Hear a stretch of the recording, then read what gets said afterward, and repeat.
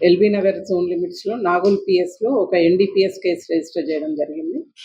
దీంట్లో 25.65 grams of MDMA seize చేయడం జరిగింది. అండ్ ఇద్దరు అక్యూజ్‌ని ఇప్పుడు రిమాండ్ చేయడం జరుగుతుంది.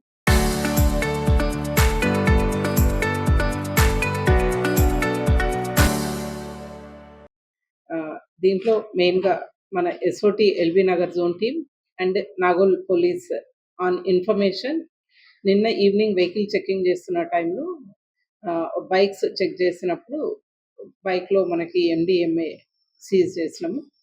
అండ్ ఇద్దరు అక్యూజ్‌ని కూడా కస్టడీకి తీసుకొని క్వెషన్ చేయడం జరిగింది.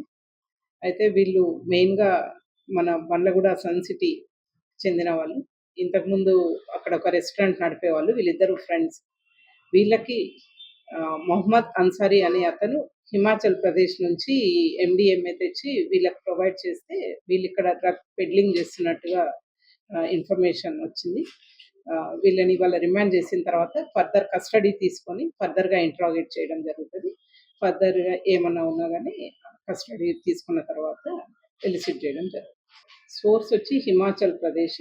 మొహమ్మద్ అన్సారీ అనే అతను సప్లై చేస్తున్నాడని చెప్పింది. అదే వీళ్ళ ఫోన్స్ అవన్నీ కూడా రికార్డ్ చేసి మేము వెరిఫై చేస్తున్నాము.